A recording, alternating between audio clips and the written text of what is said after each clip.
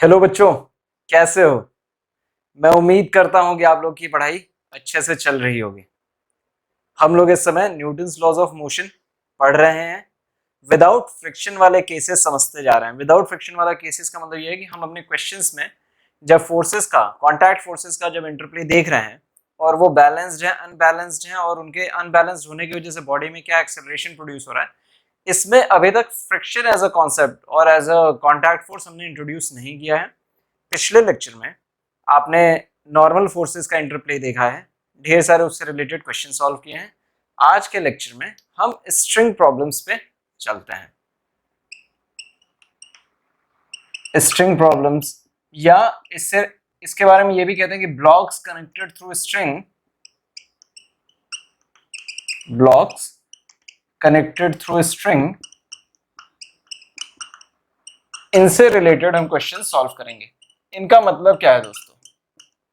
इसका मतलब बड़ा सिंपल सा है। हम लोगों ने पहले पहले या दूसरे लेक्चर में इसी सीरीज में ये समझा था कि कोई एक ऑब्जेक्ट है, अगर आप उसको एक रोप से अपनी तरफ खींचने की कोशिश करते हैं, पुल करते हैं, तो आप सक्सेसफुली उसे पुल कर पाते हैं। क्यों? क्योंकि उस स्ट्रिंग में एक टेंशन डेवलप होता है और वो टेंशन ही उसे पुल करने में आपकी मदद करता है। पुल, जब आप खींचते हैं किसी चीज को, अगर उसी ऑब्जेक्ट में अगर आपने एक स्ट्रिंग बांधी, एक रस्सी बांधी और पुश करने की कोशिश करेंगे, तो क्या वो आप मूव कर पाएंगे? नहीं मूव कर पाते हैं। ठीक है, आप कभी भी किसी ऑब्जेक्ट को पुश करना हो तो रस्सी लगा के उस रस्सी को धक्का देंगे, तो क्या वो ऑब्जेक्ट बढ़ेगा? नहीं बढ़ेगा। क्यों ऐसा होता है? क्योंकि जब आप पुल करते हैं तो एटॉमिक फोर्सेस और इंटरमोलिकुलर फोर्सेस का कुछ प्ले होता है आपस में, जिसकी वजह से एक टेंशन डेवलप होता है उस स्ट्रिंग में। खींचने की वजह से एक तनाव आता है और वो तनाव ही उस चीज को आगे बढ़ाता है। ठीक है, आपने इसे समझा था ऐसे कि मान लीजिए आपके सामने एक ब्लॉक हो ऐसे 1 किलोग्राम का, और आपने एक 10 न्यूटन का फोर्स इस डायरेक्शन में लगा के इसको खींचना शुरू किया।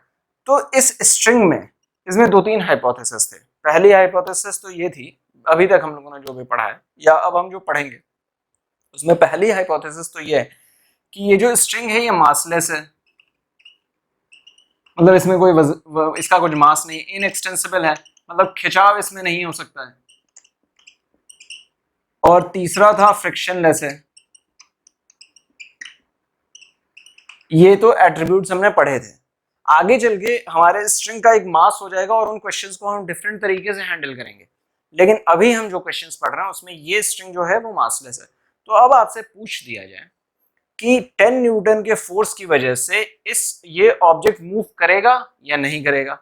चूंकि हम ये एज्यूम करके चल रहे हैं कि ये जिस सरफेस पे है वो सरफेस जो है वो फ्रिक्शनलेस सरफेस है। फ्रिक्शनलेस सरफेस है मतलब आपके इस फोर्स को अपोज करने के लिए कोई और फोर्स नहीं है, इसलिए ये मूव करेगा। अनबैलेंस्ड फोर्सेस हैं तो बॉडी एक्सेलरेट होगी। जब आप इसको खींच रहे हैं, इस स्ट्रिंग से जब आप इस डायरेक्शन में खींच रहे हैं, तो यहां पे इस पॉइंट से दूर ये टेंशन लग रहा है। यही टेंशन इस ऑब्जेक्ट को खींच रहा है। आपने जो फोर्स लगाया वो फोर्स किस फॉर्म में है? टेंशन के फॉर्म में। टेंशन के फॉर्म में ये इस ऑब्जेक्ट को खींच रहा है। किस एक्सेलरेशन से? Force is equal to, which is equal to tension here in this case, mass into acceleration, which is nothing else but mass आपका 1 kg है और एक्सेलरेशन आपको निकालना है, तो वो एक्सेलरेशन हो गया 10 है। तो आपका जो एक्सेलरेशन हो जाएगा इस केस में 10 मीटर पर सेकंड स्क्वायर की स्पीड से, एक्सेलरेशन से सॉरी, ये ऑब्जेक्ट आगे बढ़ना शुरू होगा। यहां तक हम क्लियर हैं? Are we clear till now 100%? आपने जो फोर्स लगाया है उस फोर्स की वजह से उस स्ट्रिंग में एक टेंशन क्रिएट हो रही है और वही टेंशन रिस्पॉन्सिबल है इस ऑब्जेक्ट को इधर मूव करने के लिए। देखिए, ऐसा नहीं है कि इसके फ्री बॉडी डायग्राम को जब आप बनाएंगे तो नीचे की तरफ mg लग रहा है और ऊपर की तरफ नॉर्मल फोर्स लग रहा है। लेकिन हम क्या डिस्कस कर रहे हैं? क्या ये नॉर्मल और mg की वजह से ये बॉडी उड़ जा रही है अपने सरफेस पे या नीचे की तरफ आ रही है? नहीं। तो हम इन फोर्सेस को कंसिडर नहीं कर रहे हैं अपनी एनालिसिस में। इस टेंशन की वजह से बॉडी आगे की तरफ बढ़ रही है, पॉजिटिव एक्स डायरेक्शन में बढ़ रही है, और इसीलिए हम सिर्फ इस वाले फोर्स को कैलकुलेट करके मास इनटू एक्सेलरेशन कैलकुलेट किए। यहां तक आप क्लियर है? अच्छा, अब मैं आपसे ये पूछ दूं कि ये जो पोर्शन है इसमें मैं इसको मास और नॉर्मल को रब करता हूं यहां से, ताकि थोड़ा सा डायग्राम नीट लगे। ये 1 kg है, ठीक। एक और स्ट्रिंग है यहां से लेके यहां तक जो इसमें टाइड है, ठीक। और एक और मास है विच इज ऑफ 2 kg यहां पे अटैच्ड है, ठीक। 2 kg का एक और मास है और 10 न्यूटन के फोर्स से आप अब इसको पुल कर रहे हैं। तो आप जरा सिस्टम को एनालाइज कर लीजिए, इस पूरे सिस्टम को जरा एनालाइज करिए। अगर मैं इसको एक सिस्टम मानता हूं तो इस सिस्टम को आप एनालाइज करिए। यहां पे जो टेंशन है क्या वही टेंशन यहां पे होगा? ये एक स्ट्रिंग थी, ये एक डिफरेंट स्ट्रिंग है, तो ये जो टेंशन था पहले वाले केस में, मैं इन सारी चीजों को रब करता हूं। जो पहले वाले केस में जो टेंशन था 10 न्यूटन का, क्या इस केस में भी वही रहेगा? ये क्या टेंशन T1, और क्या ये और ये यहां पे लगने वाला जो टेंशन है वो सेम रहेगा? तो ये दूसरी स्ट्रिंग है दोस्तों, और हम लोगों ने इसको पहले लेक्चर में डिस्कस किया है कि अगर दूसरी स्ट्रिंग हो जाएगी तो आपका टेंशन चेंज हो जाएगा, ये T2 हो जाएगा, और वही टेंशन, इसके इक्विवेलेंट टेंशन इस तरफ भी T2 लगेगा इस पॉइंट से। जब आपने इसको पहले धागे को जब खींचा तो ये धागा स्ट्रेच हुआ, स्ट्रेच होने के बाद इसमें टेंशन बिल्ड हुआ, ये इसे खींचना शुरू करेगा। उसी समय ये वाला धागा भी स्ट्रेच होने लगेगा, और जब ये फुली स्ट्रेच हो जाएगा तो इसमें एक टेंशन T2 क्रिएट हो जाएगा, जो कि इस पॉइंट से दूर और इस पॉइंट से भी दूर, और यहाँ पे ये वाला टेंशन इस वाले पॉइंट से दूर, और 10 न्यूटन का फोर्स है और ऑब्जेक्ट बढ़ रहा है आगे। थोड़ा इस केस को एनालाइज कर लिया जाए दोस्तों। समझ में आया आपको? ये सिनेरियो समझ में आया इस स्ट्रिंग वाले प्रॉब्लम का? तो क्या करेंगे बताइए, कैसे एनालाइज करेंगे? देखिए आपके इस केस में अगर आपका ये पूरा सिस्टम है, ये वाला पूरा एक सिस्टम है, तो इस पूरे सिस्टम को मूव क्या कर रहा है?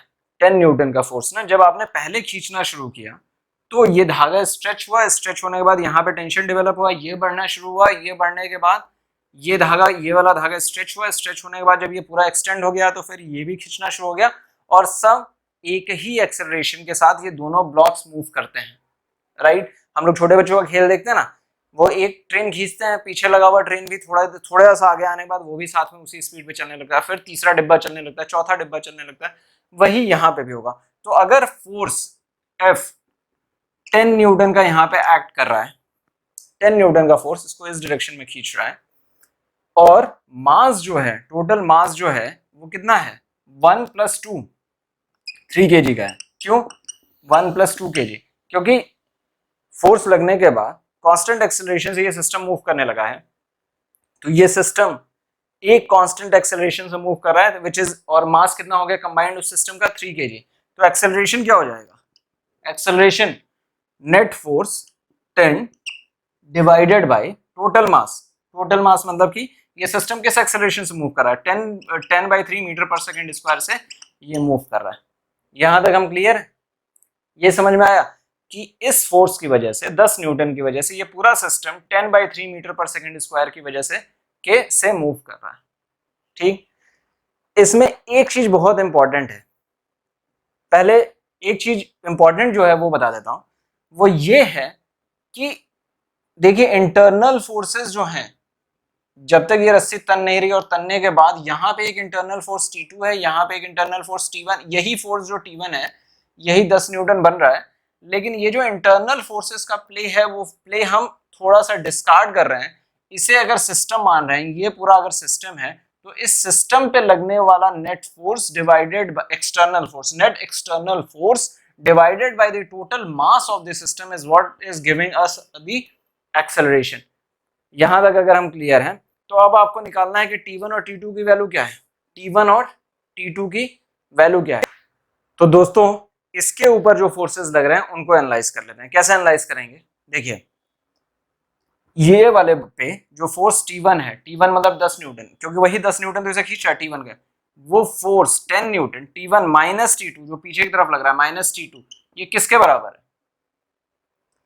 ये किस चीज के बराबर है? ये बराबर है इस बॉडी का जो मास है, mass into acceleration, acceleration 10/3 metre पर सेकंड स्क्वायर है, ठीक है। तो यहां से आपका पहला इक्वेशन आ जाएगा, T2 की वैल्यू आपको निकल के आ जाएगी इस वाले पार्ट में, ठीक है। आप निकाल लेंगे, ये इधर आ जाएगा 10 - 10/3 मतलब 20/3 न्यूटन, इसका ये टेंशन की वैल्यू निकल के आ जाएगी, T2 की वैल्यू। अब यही T2 जो है, ये T2 रिस्पॉन्सिबल है इस बॉडी के मोशन पे। ये वाला T1 इसके ऊपर इसका इंटरेक्शन नहीं है। ये जो T1 है, इस T1 का इंटरेक्शन इस 2 kg वाले मास पे नहीं है। 2 kg वाले मास पे सिर्फ ये T2 एक्ट कर रहा है, दिस फोर्स। तो उसका क्या निकल के आएगा?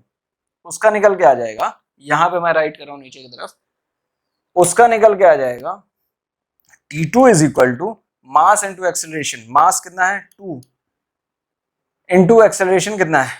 10/3, और यहां से भी 20/3 न्यूटन ही निकल के आ जाएगा आपका T2 का वैल्यू, ठीक है। तो वही चीज थी, आपको आप ये कैलकुलेट कर लेंगे। यहां तक हम क्लियर हैं? नहीं है ना? तो आगे चलें।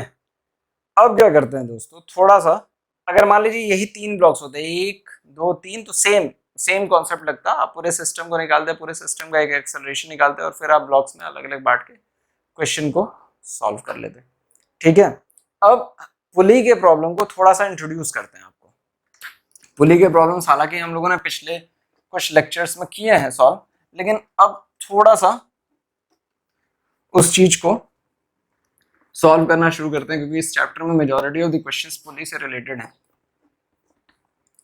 तो उनको सॉल्व करना शुरू करते हैं। मान लीजिए आपको केस दे दिया जाए कि एक पुली है, ऐसे यहां से एक पुली है, और इस पुली से हैंग 2 ऑब्जेक्ट्स हैं, एक ऑब्जेक्ट ये, एक ऑब्जेक्ट ये। मास हो m1 और यहां पे मास हो m2, और एज्यूम कर लेते हैं कि m2 is greater than m1। इस क्वेश्चन में एज्यूम कर लेते हैं, ठीक है। रोप का तो आपको, या स्ट्रिंग का तो आपको पता है कि वो मासलेस है, इनएक्सटेंसिबल है, फ्रिक्शनलेस है।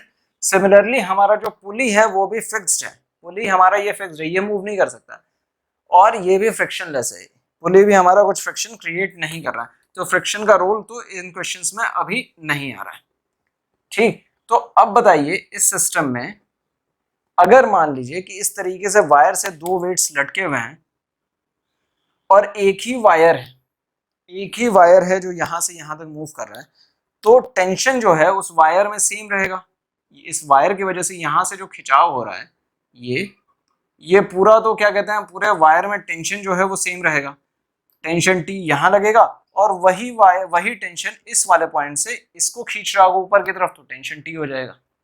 ये क्लियर है?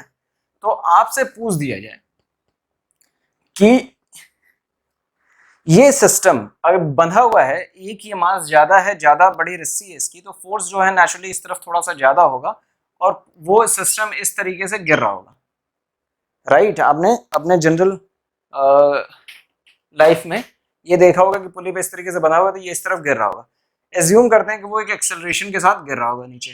आपसे पूछ दिया जाए कि वो एक्सेलरेशन क्या है, और ये टेंशन क्या सिस्टम में, इन पुलीज में या इन रोप्स, इस वायर में या इस स्ट्रिंग में क्या टेंशन क्रिएट हो रही है, ये आपसे क्वेश्चन में पूछ दिया जाए, तो क्या करेंगे।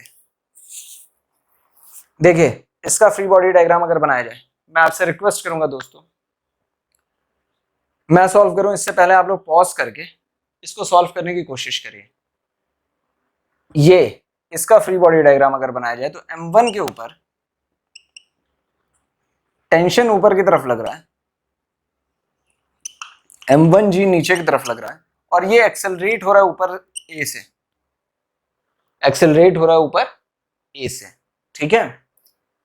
तो क्या इक्वेशन बनेगी? टेंशन डोमिनेट कर रहा तभी तो ये ऊपर एक्सेलरेट कर रहा, तो टेंशन माइनस m1g, ये हो जाएगा m1 into A, mass into acceleration, net force आपका अनबैलेंस्ड हो गया, तो जिस एक्सेलरेशन से ये एक्सेलरेट होगा वो मास इंटू एक्सेलरेशन होता है, force is equal to mass into acceleration. m2 के केस में क्या हो जाएगा? m2 के केस में मान लीजिए इसे m2 बोल देते हैं, और तो m2 जो है वो नीचे की तरफ आ जाएगा, नीचे टेंशन T हो जाएगा, और ये नीचे की तरफ गिर रहा है, m2 जो है वो नीचे की तरफ गिर रहा है, राइट, ऐसे नीचे की तरफ गिर रहा है। तो उस केस में क्या हो जाएगा, M2G डोमिनेट कर रहा है, तो M2G minus tension, tension T, ये किसके बराबर हो जाएगा, ये बराबर हो जाएगा M2 इंटू एक्सेलरेशन A। दूसरा इक्वेशन, फर्स्ट इक्वेशन ये था जो इसका फ्री बॉडी डायग्राम था, इसका दूसरा इक्वेशन ये था। देखिए टेंशन इसलिए कॉमन है क्योंकि स्ट्रिंग कॉमन है, पूरे पूरे इसमें जर्नी में ये स्ट्रिंग कॉमन है। आगे जब हम कंस्ट्रेंट मोशन के, पुली के कंस्ट्रेंट मोशन के या वेज रिलेटेड कंस्ट्रेंट मोशंस के क्वेश्चंस करेंगे तो ये हमारे प्ले इंटरप्लेस जो है वो चेंज हो जाएंगे, टेंशन का वैल्यू हो सकता है चेंज हो जाए अलग अलग पुली और अलग अलग वेट में। लेकिन इस केस में एक ही रोप यहां से लेके यहां तक जा रहा है, यहां से शुरू हो रहा है यहां तक नीचे जा रहा है, तो टेंशन कॉमन है। ठीक है, टेंशन अगर कॉमन है तो अब आप इन दोनों इक्वेशन को ऐड कर दीजिए, तो आपको क्या निकल के आ जाएगा, M2G minus M1G is equal to A M1 plus M2। ठीक, और इसका वैल्यू क्या हो जाएगा, एक्सेलरेशन का वैल्यू हो जाएगा G M2 minus M1 divided by M1 plus M2। ठीक है, ये हो जाएगा एक्सेलरेशन का वैल्यू। आप यहाँ पे किसी भी इक्वेशन में रखेंगे तो टेंशन का वैल्यू निकल के आ जाएगा। ठीक, अभी जो हम लोगों ने एक कॉन्सेप्ट डिस्कस किया था, उस कॉन्सेप्ट में ये कहा था कि अगर आप इसको पूरा एक सिस्टम ट्रीट करें और वो सिस्टम जो है वो कांस्टेंट एक्सेलरेशन से मूव कर रहा हो, इसको आप एक सिस्टम ट्रीट कर लें तो कांस्टेंट एक्सेलरेशन से वो सिस्टम मूव कर रहा है क्योंकि एक ही वायर है।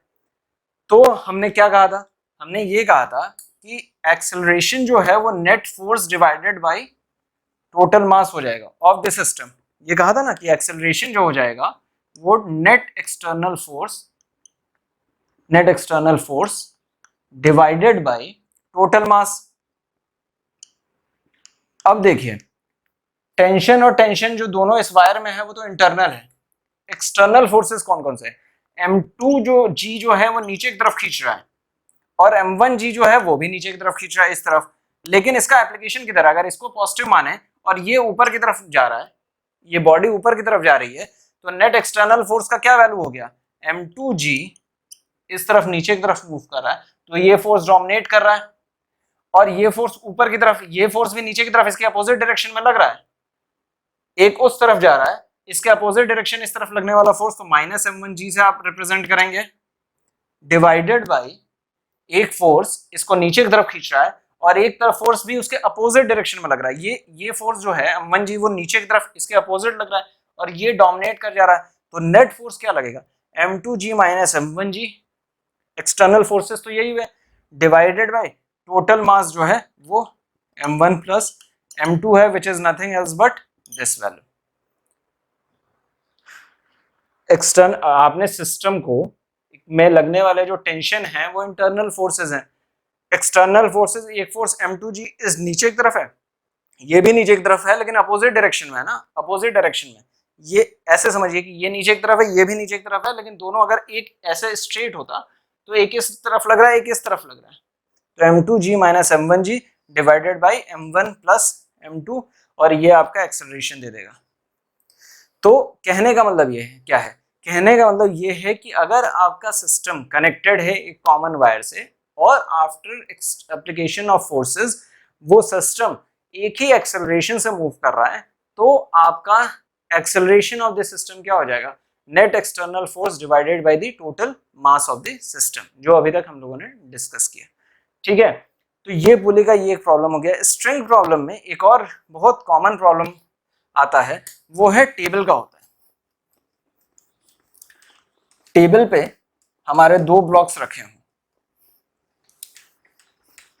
और फ्रिक्शनलेस सरफेस है, जैसे मान लीजिए ये एक टेबल है, इस टेबल पे एक ये पुली बंधी हुई है, यहां पे एक मास है M1, यहां पे एक मास है ऐसे गया है और ये ऐसे आता है M2। ठीक, ये पुली जो है वो फिक्स्ड है, ये सरफेस जो है वो ऐसे है। अब देखिए, अब आपसे पूछ दिया जाए कि इस सिस्टम को थोड़ा एनालाइज कर लीजिए।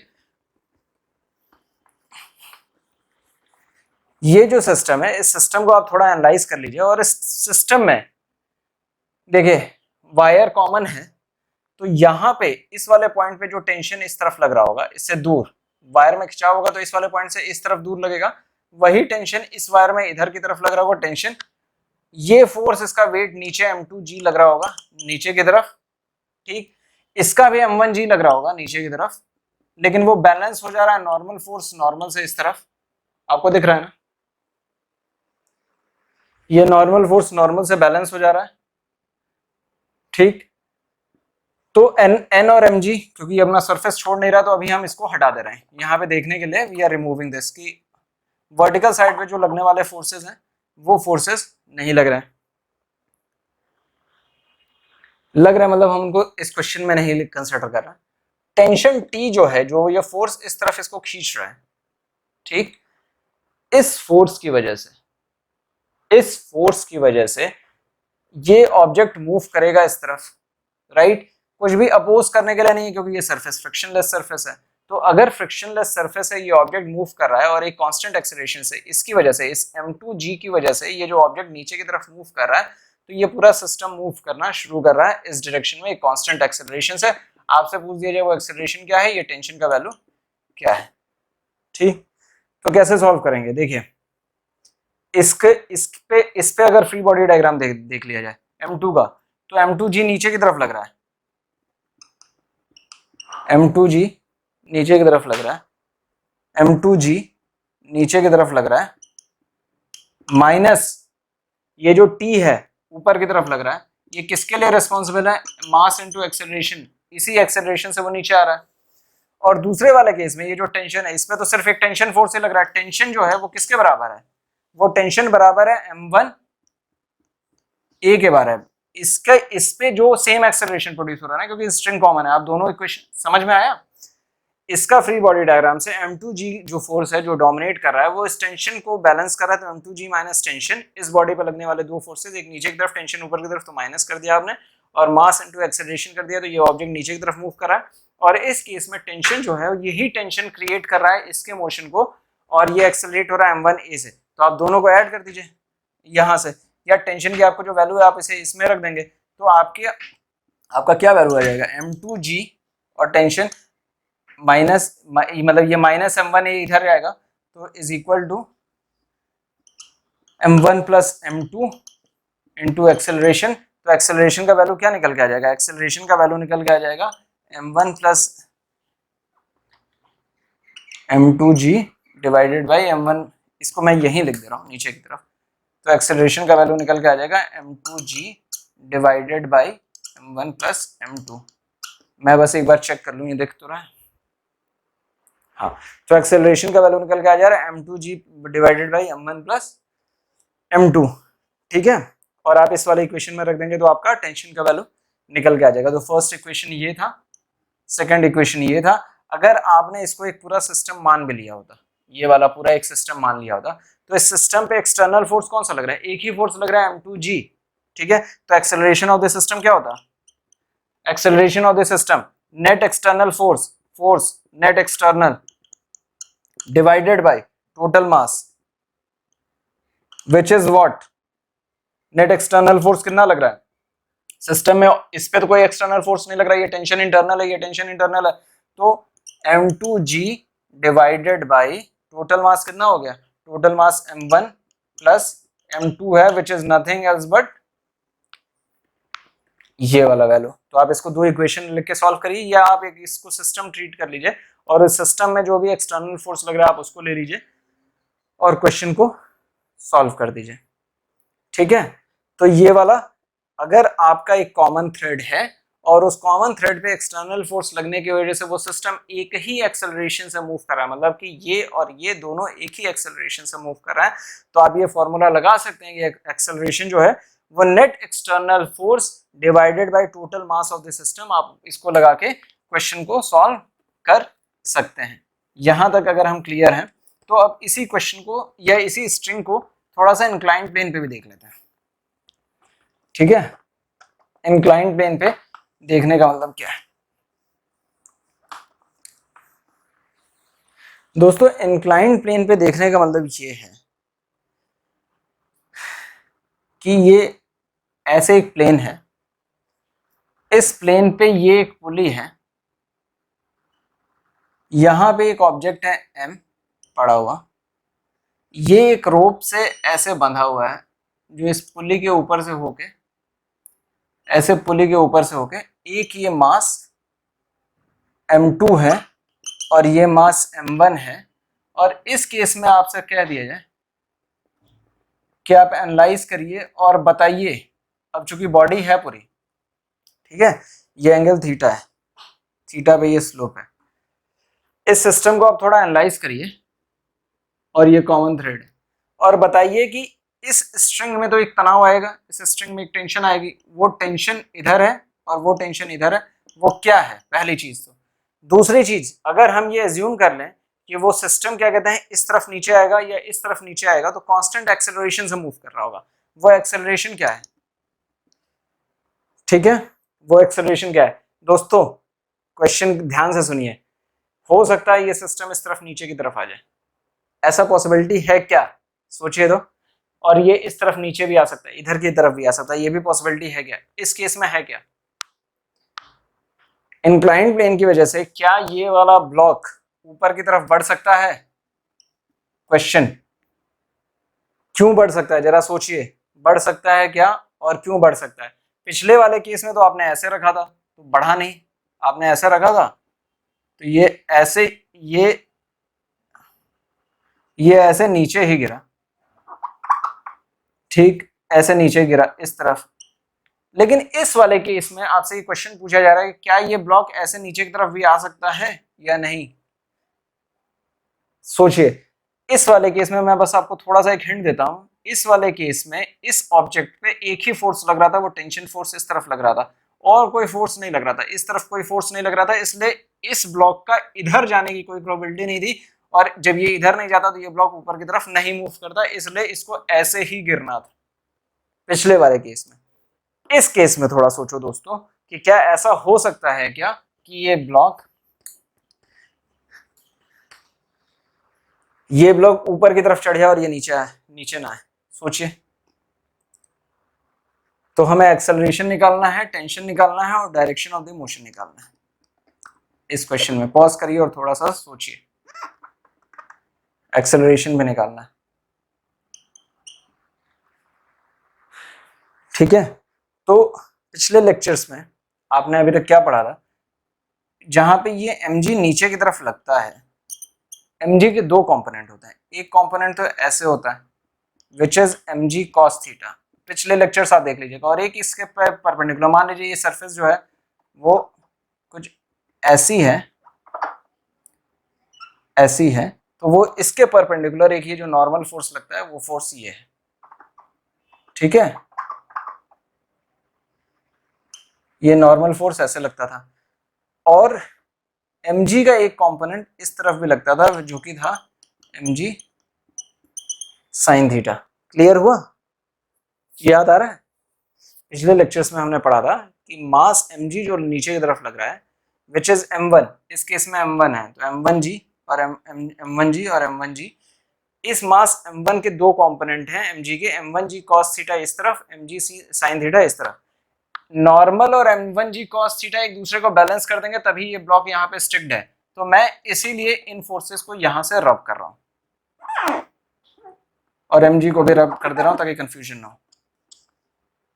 लेकिन mg का वो वाला कंपोनेंट जो नीचे की तरफ लग रहा है m1g sin थीटा, ये कंपोनेंट इस बार इंट्रोड्यूस हो गया है जो टेंशन के अगेंस्ट काम कर रहा है। पिछली बार टेंशन के अगेंस्ट, पिछले वाले केस में टेंशन के अगेंस्ट काम करने वाला कोई भी फोर्स नहीं था, लेकिन इस केस में इंक्लाइंड प्लेन होने की वजह से mg का एक कंपोनेंट इस डायरेक्शन में काम कर रहा है विच इज m1g, और वो टेंशन के अपोजिट काम कर रहा है। अगर m1g डोमिनेट कर जाता है टेंशन से,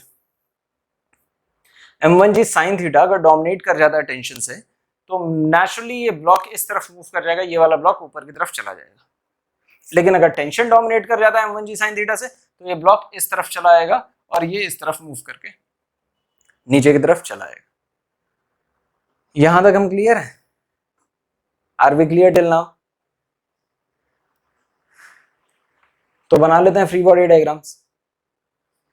इस केस में m2g नीचे की तरफ आ रहा है, ठीक, तो m2g माइनस टेंशन, वो जो टेंशन है ये किसके बराबर है, m2a के बराबर। एक्सेलरेशन, एक्सेलरेशन मान लीजिए सिस्टम का कॉमन है, एक्सेलरेशन a के बराबर। और इस वाले केस में tension minus m1g sine theta, ये किसके बराबर है, m1a के बराबर। इसका मोशन एक्सेलरेशन तो दोनों का सेम रहेगा। हमने ये एज्यूम कर लिया है कि इस वाले केस में ऐसे ऐसे जाके गिर रहा है, तभी हमने m2g को डोमिनेट करा दिया टेंशन से, और वो m2a नीचे की तरफ ले लिया है, और tension minus m1g sine theta is equal to m1a। Question ये पूछा जा सकता है कि ये इस तरफ भी आ रहा होगा तो क्या करेंगे, उस केस में हमारा एक्सेलरेशन का वैल्यू, अगर हम इसे सॉल्व करते हैं एक्सेलरेशन का वैल्यू पॉजिटिव आ जाता है तो हमारा हाइपोथेसिस सही है, और अगर एक्सेलरेशन का वैल्यू नेगेटिव आ जाएगा तो हमारा हाइपोथेसिस गलत है, ये नीचे की तरफ इस तरफ घूम के आ जाएगा। यहां तक हम क्लियर हैं? तो सॉल्व करें, सॉल्व करते हैं इसको।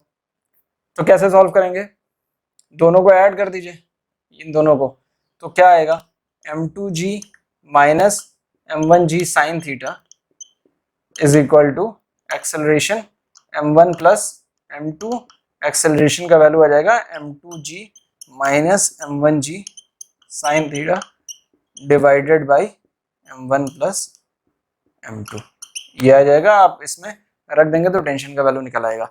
अगर हम इसको पूरा एक सिस्टम ही मान लें, इस वाले पार्ट को पूरा अगर हम एक सिस्टम ही मान लें इसको, तो नेट एक्सटर्नल फोर्स क्या लग रही है, external force, acceleration of the system क्या हो जाएगा, एक्सटर्नल फोर्स क्या लग रही है, m2g नीचे की तरफ जा रहा है, एक डायरेक्शन में पुल कर रहा है, और m1g साइन थीटा दूसरे डायरेक्शन में पुल कर रहा है। एक फोर्स उस डायरेक्शन में पुल कर रहा है, एक फोर्स इस डायरेक्शन में पुल कर रहा है, दोनों अपोजिट है, minus m1g sine theta divided by two, external force तो यही है, बाकी तो टेंशन इंटरनल फोर्सेस है, पुली कोई फोर्स नहीं लगा रहा है, और total mass of the system which is m1 plus m2, और यही यहां से भी निकल के आया, और ये वही यहां से निकल के आया।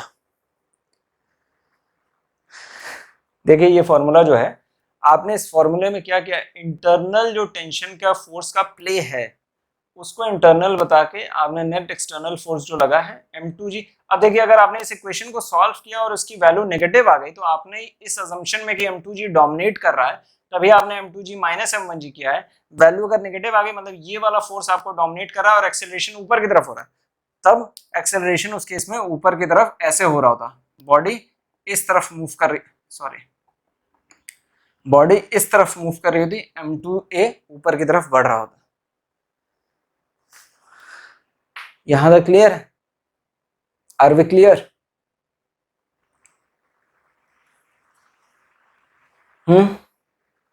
m2g minus m1g sine theta divided by m1 plus m2, आप इसको इस इक्वेशन में रख देंगे तो टेंशन का वैल्यू निकल के आ जाएगा।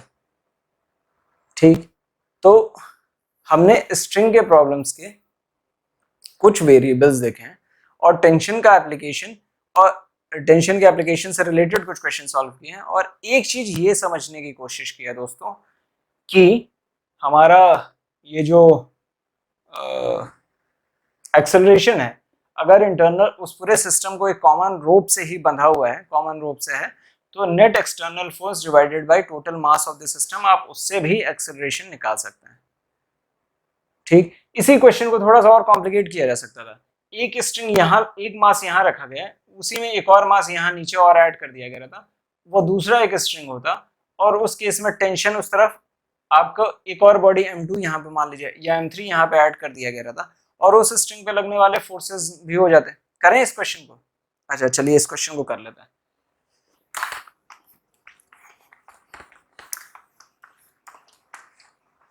करना क्या है इसमें,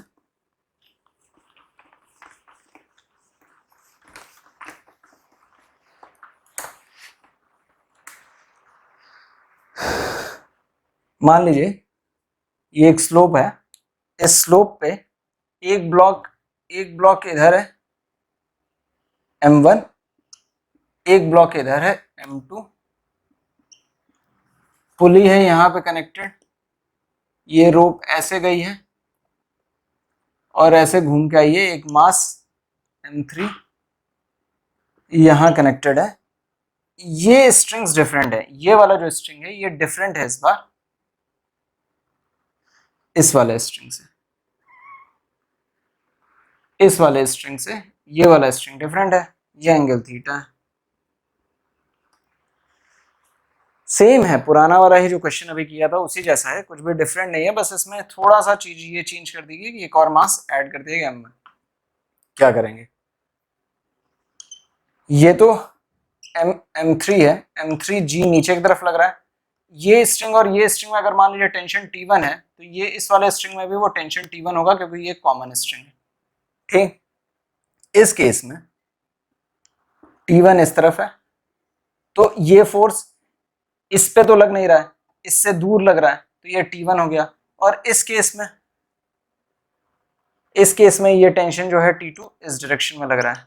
ठीक, इसका एक कंपोनेंट इस तरफ नीचे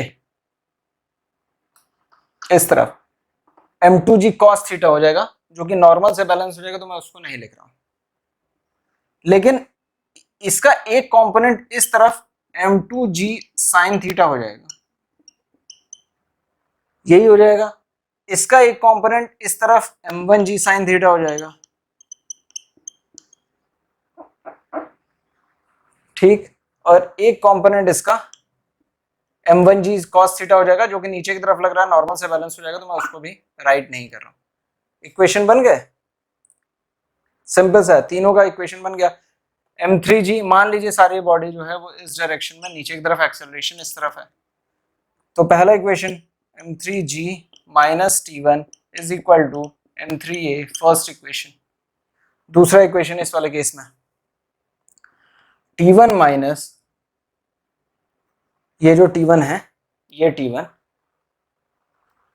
ठीक है, ये इस तरफ लग रहा है, M2G sin थीटा इस तरफ लग रहा है,